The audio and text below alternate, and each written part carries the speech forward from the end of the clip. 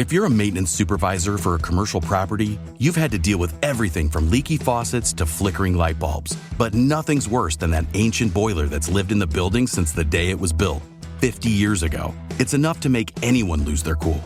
That's where Grainger comes in.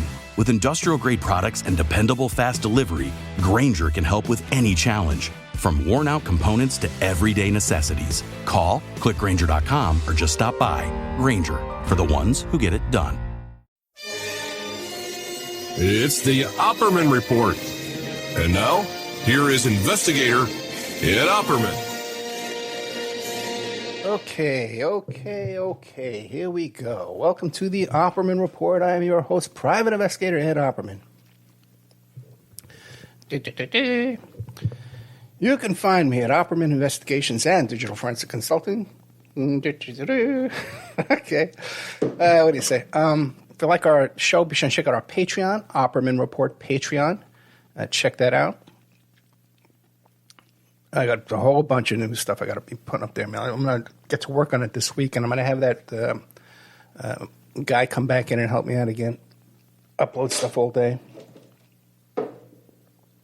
But our archives you can always find for free, along with this live Friday night solo show, as it's become known as, on Spreaker, Spreaker.com. Go to Spreaker.com. Sign up for free. There's a chat room. Get an email notification anytime I put up new content. And a lot of fun games and surprises at Spreaker.com. Let me see what the name of the show is tonight. Because I got so much I want to talk to you about. I've had some week. I haven't eaten all day long. I have not had a bite to eat, a morsel of food this entire day. But I don't want to delay too long because I know people, especially that YouTube community, they get very, very upset when I wait too long to get to the topic of the show. And I think tonight's show topic is quite important. We're talking about the gas price situation. My goodness. Gas has gone up so much. Thanks, Joe Biden. Oh, my goodness. You see the sticker? Oh, let me post a meme about this. Let's go, Brandon. Well, no. Let me post a meme. I'm a Democrat. Let me tell you, you don't understand about supply and demand. It's about supply and demand and international markets. You don't understand gas prices. The president doesn't control gas prices. What's wrong with you, foolish Republican? Oh, you foolish Democrat. What about the Keystone Pipeline? Mr. Biden, let's go, Brandon, came into office and he shut down the Keystone Pipeline. Of course that reduced the supply, and of course that made the increase of price of oil. Oh, no. It's Ukraine that's causing this. It's Putin who's causing our pain at the pump. It's not Mr. Let's go, Brandon, or anything like that. It's, and you notice all the people are saying this, that they're all capitalists. Okay, every single one of these mother effers are capitalists, man, every one of them. Okay? And they don't want you to know how to resolve this situation with the high gas prices at the pump. But I'm going to help you out here. I'm going to tell you. That's the kind of guy I am. Let me check out, see how we're doing. If I have all my ducks in a row here.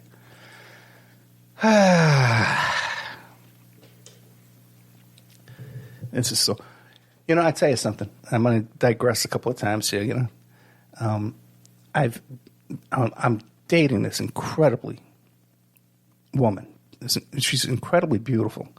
But the thing is, too, this is probably the smartest person I've ever met in my life.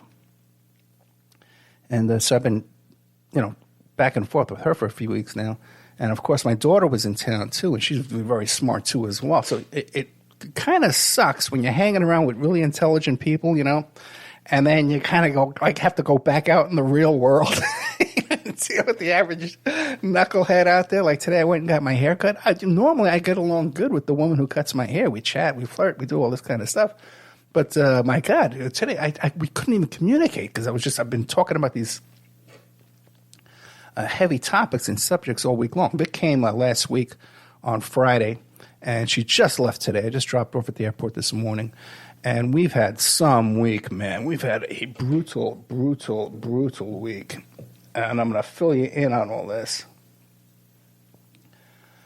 On the second half of the show, if I can even make it that far. Because let me tell you something. There was a day this week where I was so beat up, man, and so exhausted that I got up in the morning, I made myself a couple of Bloody Marys, and I ate some painkillers that I had when I had my hernia surgery, and I just slept the whole freaking day away, man. But back to gas prices, because that's what the main issue here is in America right now, is these horrendous gas prices. And I just had a long road trip this week. I drove to Miami and then drove back. So believe me, I used a lot of gas. And I've seen all the prices all across Florida here. And this is a serious problem, okay? It's a serious problem with a solution, okay? Now, if according to Mr. Let's Go Brandon, the cause is Mr. Putin, why the gas prices have gone up so much, because he invaded Ukraine, and then the market saw this, and they got to destabilize, and the price just started going up. Right? Now, and we can get into the whole thing about the Ukraine and the Ukrainian Nazis, and Putin's a good guy, Putin's a bad guy, and all that kind of nonsense, okay? We're not getting the full picture there, that's for sure. Biden has all kinds of shenanigans going on with the Ukrainian government of his own. You know, there's a huge conflict of interest that this guy would be, you know, making decisions about this at all. He should appoint some kind of a committee or something to deal with this. You know, it's arm's length, because of the Hunter Biden scandal with all of his shenanigans, with his traveling around the country with the world, not the country, with John Kerry's son, with their company, just with a shopping bags just held open for people to just drop cash into for whatever reason. I can't imagine why. It wouldn't have been some kind of influence with the Vice President of the United States and the Secretary of State. No, of course not. That would be silly. Ed, you're a conspiracy theorist. Oh, maybe I have Biden derangement syndrome. You know what? It's really frustrating that we can't talk about anything serious, anything anymore. You bring up some serious topics and, oh, Ed's got Trump derangement syndrome. Ha, ha, ha, ha, ha. You know? And the situation here with this outrageous profiteering, because make no mistake about this, the oil industry in the United States makes $200 billion a year, okay, in profits. It's not all in direct profits. Some of it is in tax credits and subsidies. We actually pay them to rip us off, okay?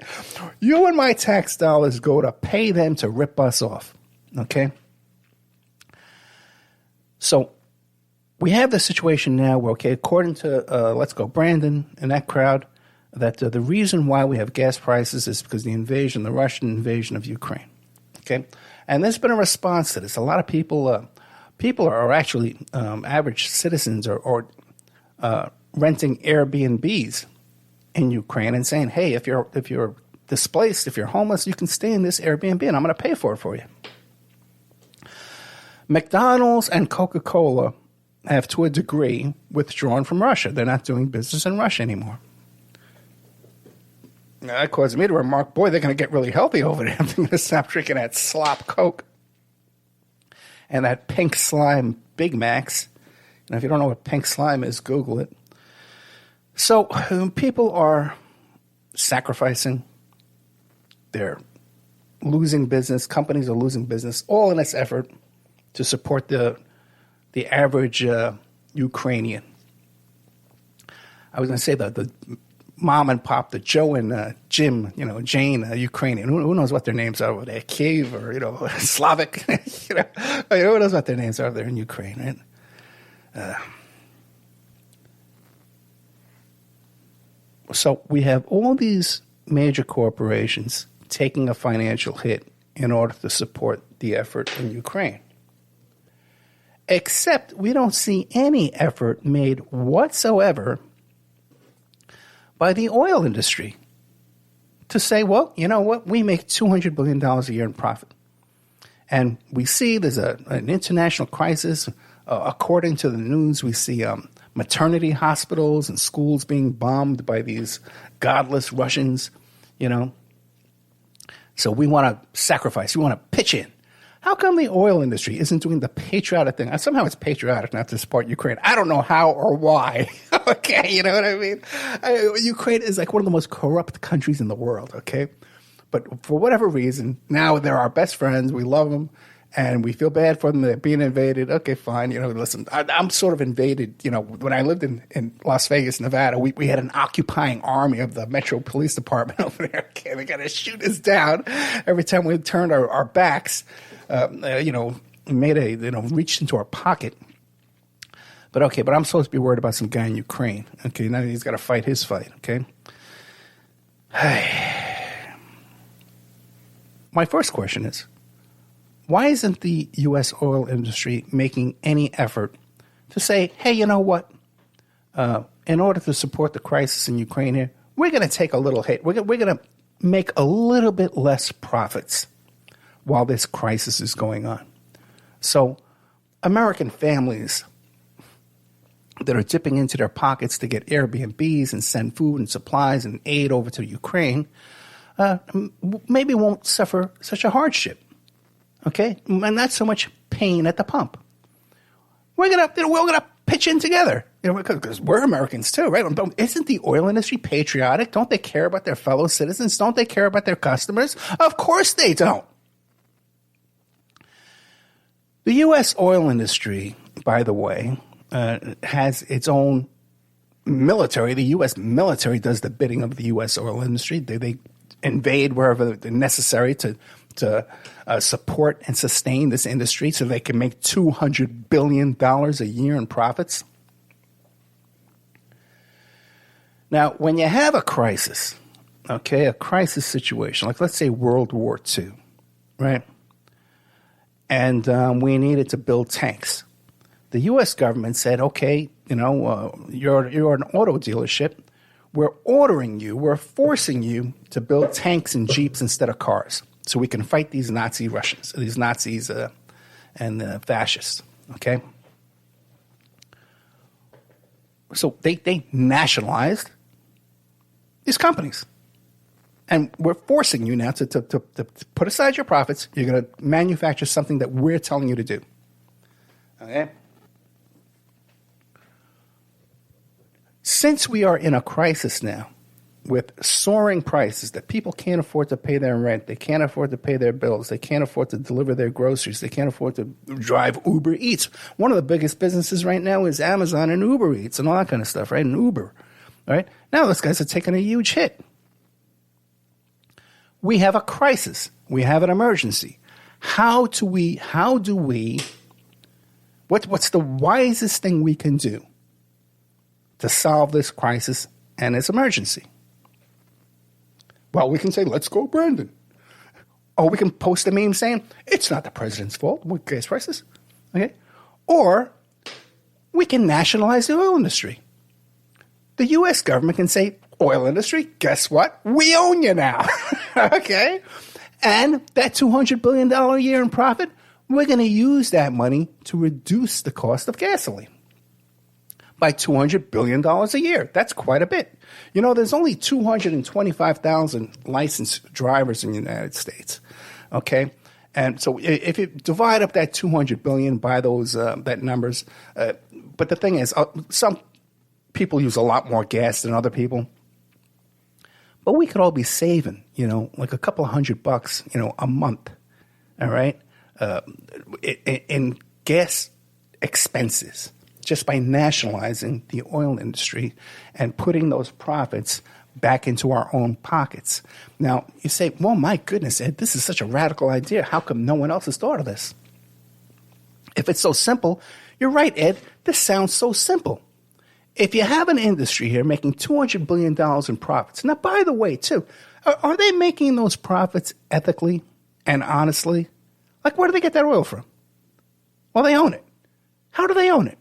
Well, they drill it from the ground. But they drill it from the ground in my country? in the United States of America? Yes, Ed, they drill it from the United States of America, and they drill it from the ground, and then they drill it from under your feet, and then they sell it back to you. Really? Now, why don't we object to that? You see these memes and these people complaining about Nestle's. Nestle's is taking this water and they put it in little bottles. They sell it back to us for $5 for $1 a bottle. And everyone says, oh, my God, that's outrageous. Someday they're going to be trying to sell us air. But, okay, well, what about the oil industry? That's what they do. They drill my oil from under my feet, from under my country. It's my country's natural resource like water or air. And then they sell it back to me. How does that work? Why is that allowed? Right? It's the stupidest thing in the world. That we allow this to happen is the stupidest thing in the world. And everyone from now on, anytime you see someone post or comment on Twitter or Instagram about gas prices, just say, if we nationalize the oil industry, we can reduce the price of energy, the costs of energy, by $200 billion a year. That's $200 billion in your pocket and in my pocket. Well, Ed, what about all these countries? Whenever that's been tried to nationalize an industry, it's always ended in bankruptcy and failure. Ed, look at Venezuela. Look at Nicaragua. It ends in failure every single time. It's never worked.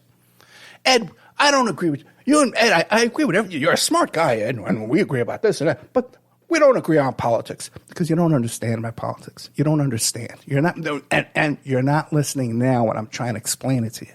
Okay? When someone comes to me with the argument that this has failed everywhere it's been tried, guess what? It exists right now in 85% of the countries of the planet Earth. Okay? 85% of the countries on Earth have a nationalized oil industry. And look it up. You don't listen to me. Look it up. You can Google this stuff. It's not easy to find because they don't want you to know this. Okay, the oil industry has $200 billion a year to play around with, to donate to a lot of congressmen and senators and buy books for schools and do all kinds of donations and things, influence things, okay? TV, sponsored TV.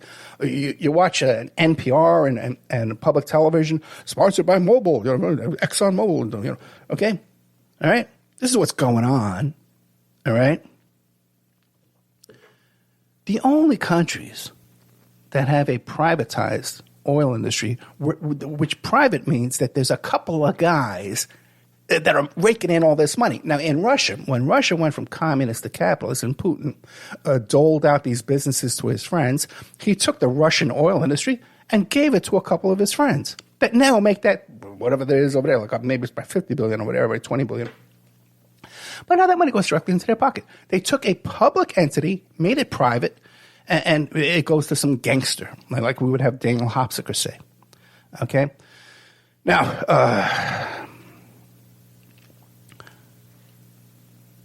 so to say it doesn't work, it's working right now effectively in 85% of the countries across the world.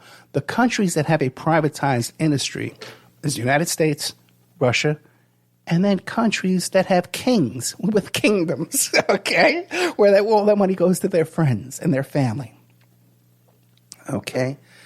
So this is not a complicated solution, okay? Well, Ed, the problem with the government running an industry like that is, well, there's waste, there's fraud, there's inefficiency, and before you know it, Ed, that easy $200 billion in profit, that'll just be wasted away and squandered. Well, it's true. If we allow these capitalist criminals to do this, yeah, it's going to be wasted and squandered. It's going to go into Hunter Biden's pocket, okay? But if we were just doing this legitimately, that money's not going to evaporate. It's not going to melt, okay? It's $200 billion in profits. It's all built. It's all ready to go. It's operating right now. It works. We know it works, okay? And instead of that money going into the hands of a few greedy people, okay? Because now the oil industry are all public corporations, okay, which means that they issue stock to stockholders. It's owned by stockholders, okay? Now, only about 20% of people in the United States of America own any stock at all, okay? And those that do, it's mostly their 401k. Every now and then you got a guy, well, I invest in the market. I'm watching it. I'm just like these the Rothschilds. I'm in the market, right? Okay. But the majority of all stocks is owned by 1% of the people, right? And where did they get their stock from? Well, they went out and they worked hard. They went out and they worked hard, and then they could afford to buy stock, and they invested, and now they're lying back on their wealth and their hard work. After a lifetime of hard work, no, they didn't. They inherited it. Okay, these are people. The people who own this stock in these oil industries never worked a day in their life. They've never created a job. They've never done a damn thing but hold a piece of paper that says they own a company that they can buy, they can sell, they can fire people.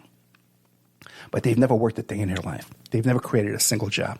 The Walton family, the 6 members who inherited the Walton fortune, have never worked a day in their life. They've never created a single job in their life, except for their chauffeur and their maid, those kind of jobs. The masseuse, the pooper scooper guy that picks up their dog's poop. Okay, that's the job creation that these guys are doing. Okay? This works. Okay? 85% of the country, the world is doing this. Okay? Nationalized oil industry, we reduced the cost of energy by $200 billion a year. Well, Ed, when they tried this kind of thing in Venezuela and Nicaragua and Cuba, what do you have? They're eating zebras over there. They have to go to the zoo and cook a zebra. Okay, this is what they tell you. This is what they tell you, and you believe this nonsense. Let me tell you something. Anybody who's still using that tired old argument about Venezuela and Nicaragua, did you know that Venezuela, Nicaragua, and Cuba today have a bigger and stronger economy than Jamaica, than Costa Rica, than Panama? Did you know this? You can look all this up.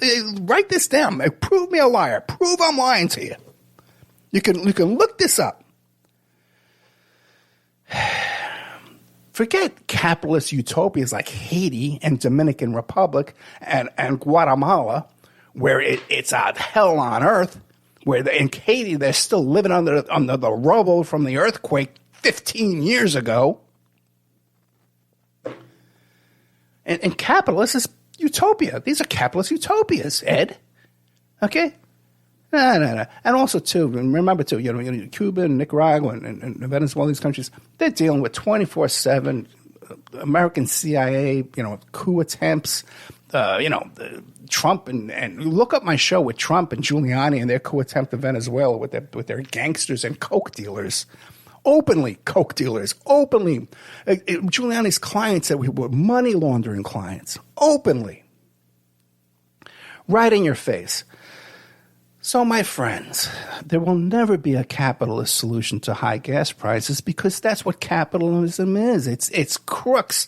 It's non-working criminals taking money from your pocket and putting it into their pocket any way they can. Even if you're dying. If you're dying in the hospital, they want to make money off you.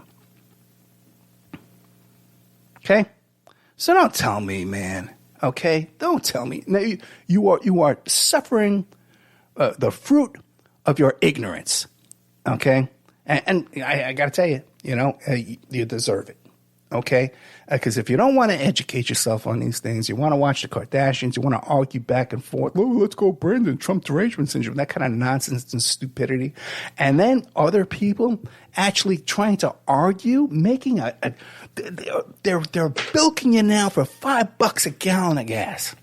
Okay? There's been no change to that oil in the ground. Okay? It's markets and then what is that called? Uncertainty, unpredictability, it creates the markets and it creates the increase in prices. You know what? Let me tell you something else, man, okay?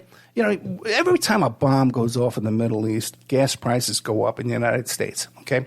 But there's no extra expense, and that's because of the instability and all that kind of stuff, okay? And okay, fine. But the cost of pumping that oil out of the ground in Oklahoma hasn't changed. It still costs the exact same amount to pump that oil from the ground in Oklahoma, send it to the refineries, turn it into gasoline and plastic and all that kind of crap and sell it back to us. Okay? Nothing's changed there.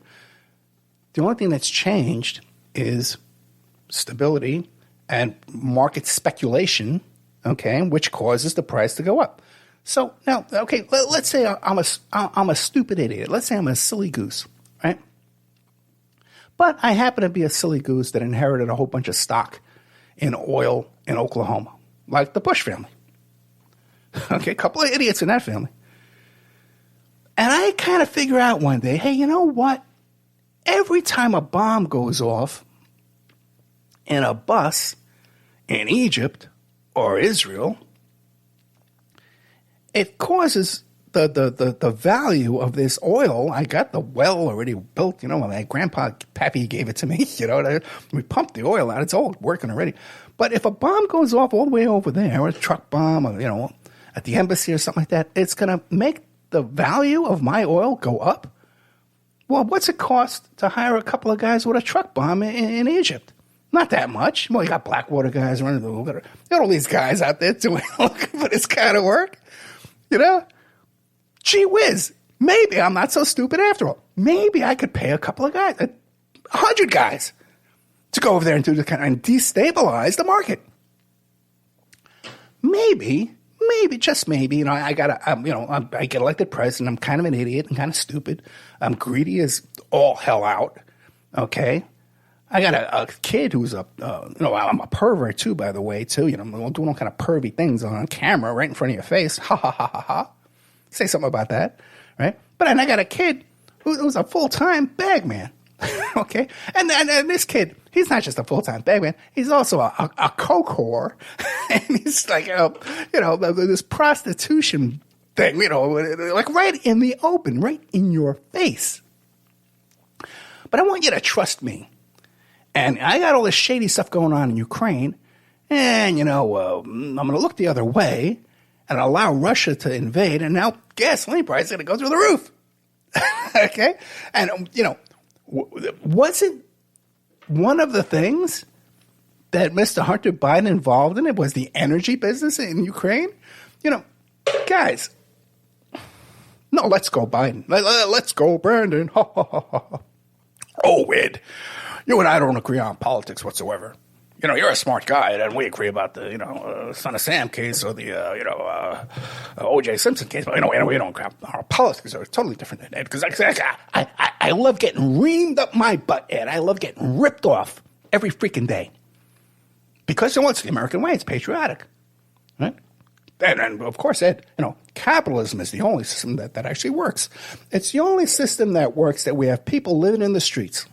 Homeless, starving. People can't get medical attention. We got the worst education system on the planet in this country. Everything we do is failing except for one thing. Well, Ed, if the government's running the oil industry, well, they're just going to muck it up. It's going to be like the DMV. You're going to have to go there and wait online, and everything's going to be all confused. A lot of paperwork, all kind of not. It's going to be no good. It's not going to work. Well, why is it that the U.S. military seems to work? How is it that we have the most powerful military on the planet, like beyond anything or anyone? Okay, if we want to create a no-fly zone over Ukraine, it would be done in 24 hours. It's nothing. The U.S. has air superiority over every country on the planet. Not even close.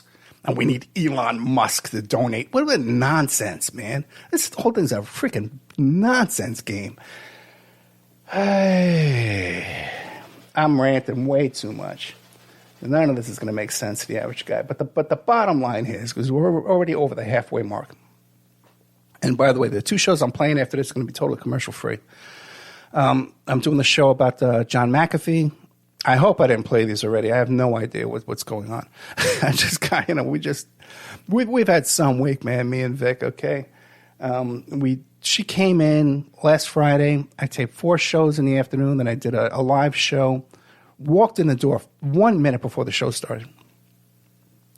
Then my Airbnb account gets closed. Okay, no explanation. It's such a sham. We had these tickets to go to the Miami Film Festival. We had all passes, red carpets, the whole deal. Vic works remotely even when she's down here visiting me. So we had to she booked the Airbnb, and and then you have to pick which movies you want to watch, and you have to try to arrange with the directors you want to interview. But it turns out she made some mistakes, and we booked the wrong days. So we wound up driving all the way to Miami, and then having pretty much the next day to just drive all the way back. Total failure. And then we get back here, and what do we find out? That a garbage truck backed over a fire hydrant, and all the water shut off in my condo place here. We got no water. Okay. I just took my first shower, okay, since I think Wednesday, today. I think we got back on Wednesday. It might have been Tuesday. When I do turn the water on for little sporadic periods of time, you have to boil the water, just like Venezuela. When they shut down the power grid. This is what's happening to me now. Okay? I'm getting my Airbnb, all kind of harassment and problems here. You have no idea. All right, let's take a little commercial break and get this over with. I'm dying here. Got no ice for my potato juice. Okay. We're just talking about, Vic's trip here this week, So she left today, and we were both crying all morning. It's so great to see her. This wasn't our best trip, that's for sure. We had that long drive back and forth. And the day after that drive, because I was just so beat up, man, that I took some painkillers and just lied in bed all day, man. And then I got sick again, too, the other night when we went and got some oysters, raw oysters. Oh, boy. Okay, so tonight, coming up after this, I'm doing a show about one is John McAfee. It's a really good show. It's a really good interview. And it's a great book. I really recommend people get that book. That's one thing. And then the other one, Barrett Brown, who I didn't know who this guy was, but he turns out he did like 5 or 6 years for releasing information about hacking, like WikiLeaks and stuff like that, and Cambridge Analytica, and all those those hacks, and stuff like that. He was involved in all that. He was involved with Anonymous too, but now he doesn't support them anymore. He believes they're all infiltrated. Seems like a pretty legit guy. I wish, so many of the shows I did this week, I wish what we talked about off the air could be on here, but then the more I get mixed up in these different things, and let me tell you guys, it's getting serious too, I'm really undergoing a lot of, I know a lot of other people in this genre call it government harassment, but it's really more private industry harassment, private sector harassment from private intelligence agencies and private security agencies that are real, and also too, government intelligence agencies. But I'm really getting screwed with these days, man. You wouldn't believe. And as usual, here it is on a Friday night. Some of the most things that are consuming my life are things I can't talk about on the air, which is becoming more and more the case, and more and more as I come into contact with different people. And, I tell you, there's a guy who I've interviewed a few times, and we were talking, because, what interesting thing, too, is, when I interview somebody, a lot of times now they become listeners, too, and they start listening to all the different shows and the topics. And this has happened a few times in the past, 4 or 5 months. And I was talking to this guy, about some things. And he goes, "Oh boy, that's such an Opperman report thing to happen, It's like I've turned into an adjective, And I posted this thing earlier this week. I got this thing going on. I called it the Opperman report perfect storm. where I have past guests and past topics colliding in this hurricane involving Netflix documentaries and serial killers and bitter ex-wives and ex-husbands. There's divorce drama. There's all this stuff. It's such like a coincidence of connections that it's just, you can't make this stuff up. You just can't make it up, man. And so that, I got to sit down and tape with these people and get this all down on tape, man. But it's a crazy, crazy story. It's almost might be better. I think when it's actually recorded and put out there, it may not live up to the hype. I think I would rather just describe it to you and just have that be the show. Because I don't know, sometimes that's better than the actual, you get someone who's never been a guest on a radio show before. And, I'm trying to get the story out of them. It's difficult sometimes. So there's that. And then back when I lived in Nevada, I was working this job for this law firm where the client was facing a lot of time. Basically, it was this woman. She had her kid in the car. She has her boyfriend in the car. She's driving. And the boyfriend was going to do a drug deal. And turns out it was the cops. And he tells her, take off, drive. Right? So she goes trying to evade the police. Now, that's a felony evasion. Okay, running from the cops is not what it once was when I was a kid. Okay, when you run from the cops in your car, that's a serious charge. Okay, but then also, too, since she had her baby in the car, in a car seat in the back seat, it was also child endangerment. And then there was the drugs. There might have been a weapon, too, I forget. So, we get in there, and I'm hired to come up with some stuff.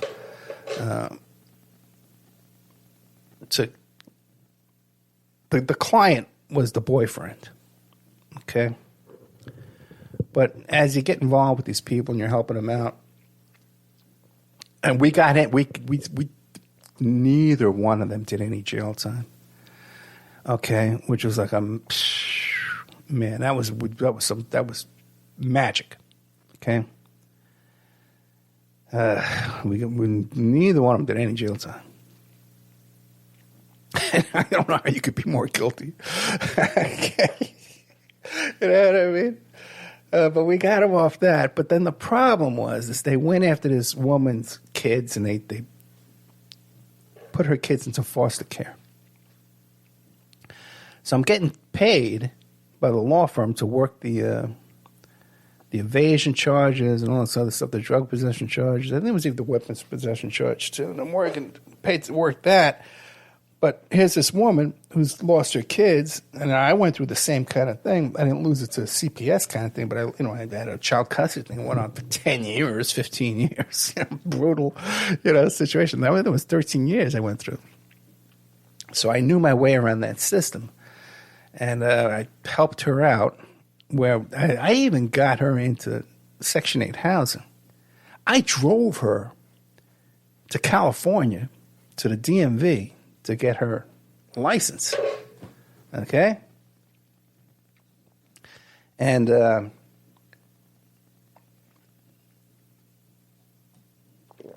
all of that with no pay whatsoever.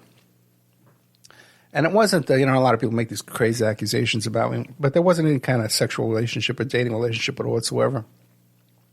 It totally wasn't my type.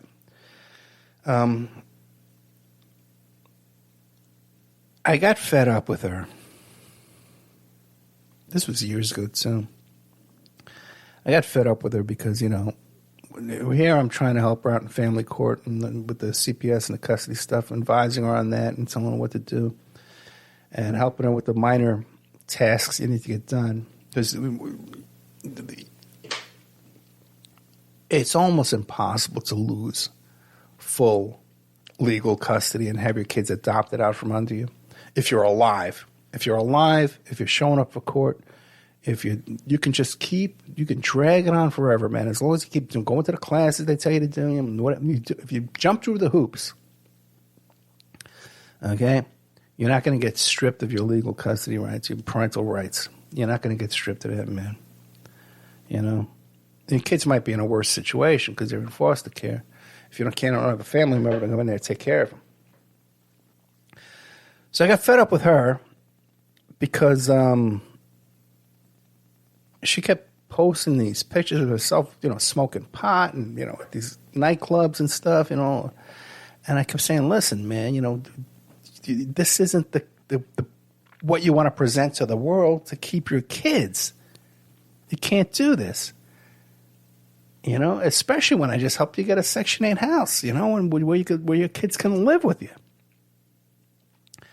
So I got fed up with her and I blocked her on Facebook and sent her a notice of withdrawal. And, you know, I'm not helping you anymore. Even though she was never really a paying client, I was getting paid by the attorney for the other case, for the boyfriend, really, you know. So after all these years, she finds me on Facebook, on Instagram. You know, and she doesn't say, hey, what happened? Why'd you block me? You know, instead she says, you know, hey, how you been? Oh, I got no man, no money. My car just got towed. You know, and I said, well, what happened with the kids? She goes, oh, they were adopted out. They're forcibly adopted out. I said, were they adopted out to a family member? No, they weren't adopted out. So I know she just totally dropped the ball and she didn't do it. And then, you know, she's telling me she got no man. Her car got towed. She's posting these videos and pictures. She's with a man. One of these losers with waving around stacks of cash. There's a bank account. You know, all this crap, man. It's just so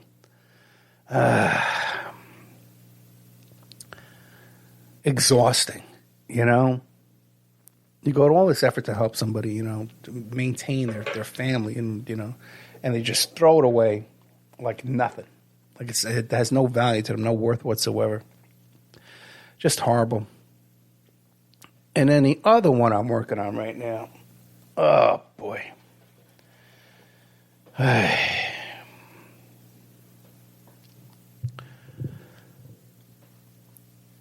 Very close friend of mine has a problem with this guy.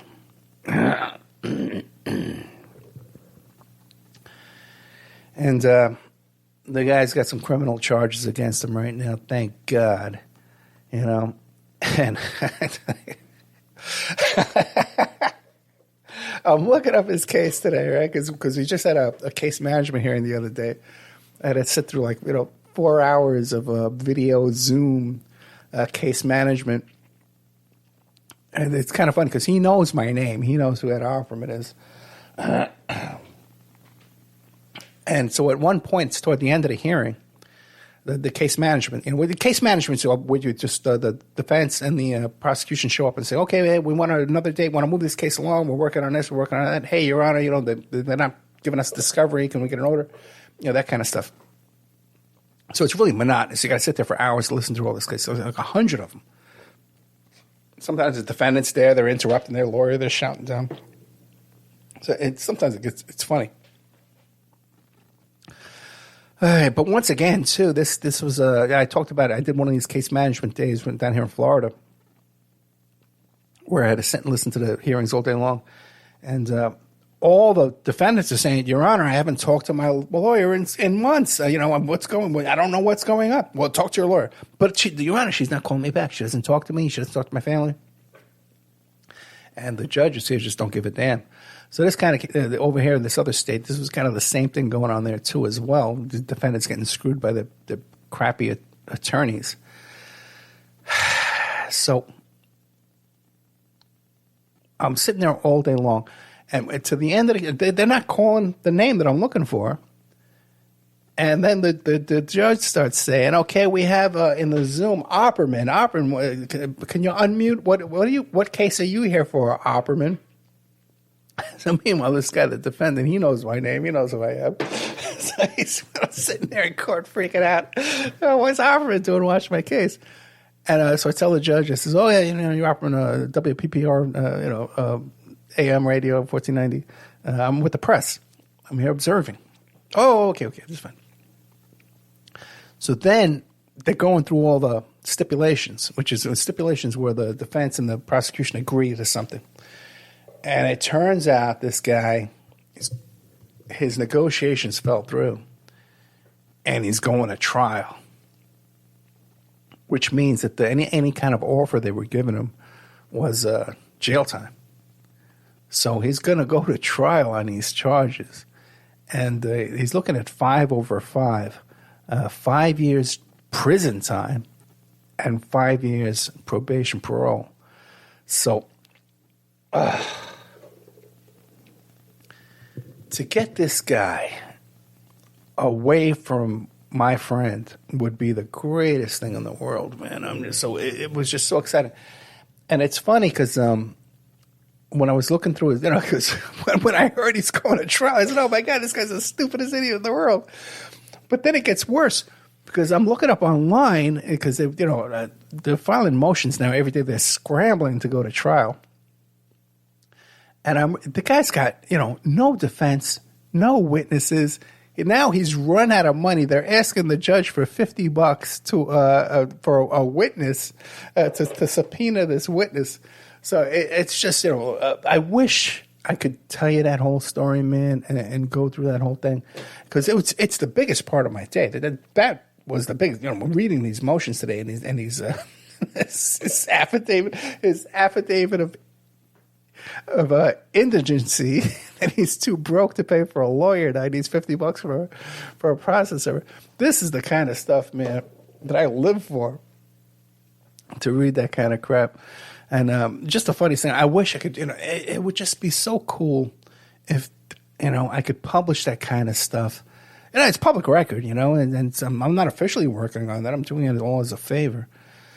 If we had some kind of a top tier, like, members section, where I could really talk about the stuff I'm working on and the details of these different cases, it could be done. I talked about this. We had like a section of Patreon that's like $500 a month where I really told everything that I'm doing all the time, They're just like a select few people that signed NDAs and were like, retain me as clients in some way that I advise them. It could be done. Okay, I'm exhausted. I have not eaten a bite of food all day long. I made myself a pot of coffee this morning, and then me and Vic drove before, because for some reason she doesn't like my coffee. On the way to the airport, we stopped and I got another cup of coffee. And that's all I've eaten all day long. And I'm exhausted. So we had 2 new Patreons today. Tomorrow, I'm taking my new girlfriend on a date to this museum where I'm a member. And so I'm not going to be able to do much tomorrow. But I'm going to have this guy come back in and help me out one day. And we're going to upload all the rest of this stuff to Patreon. And a lot of content I got ready to go up. Tons of stuff. So hopefully we'll get that done. I got 2 new Patreons today. So if you like this show and you like what I do for and you like my work and you have any kind of pity on me for the kind of abuse I go through to do this,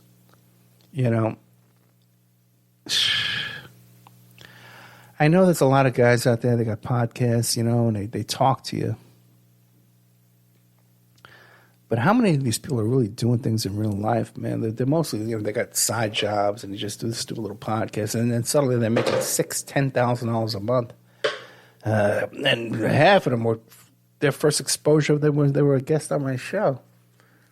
So I know I apologize. I wasn't uploading to Patreon as much as I could have. So I'm really asking, we need the support, especially since now the advertising revenue has gone down so much because of the Christmas advertising. The most radio advertising is during the winter, running up to Christmas. So if you want to help out and become a Patreon, and if you want to help out and make some money doing commission sales, selling advertising, I can get on any radio station I want to in the country. Like big markets. I just need someone to call around and get me advertisers and sponsors. Or if any of my old sponsors want to start contacting me and getting back on board here, I can get I can get on WABC in New York City, WBI in New York City. I can get on right now anywhere I want. You got to see some of these emails I get. All right, guys, I'm exhausted. You have no idea what this week has been like for me. Emotionally, physically, mentally. On the one hand, I'm involved in this romance, or I haven't felt this way in so long with a beautiful model, who's a brilliant woman, and then the back and forth with my daughter coming and leaving so quickly, and then all this stuff with the dredging up that child custody case, the CPS thing, and then this other J.O. loser junkie that's just need to push a couple of buttons, man. This guy's out of everybody's hair. 5 over 5, man. Get rid of this guy. Good night.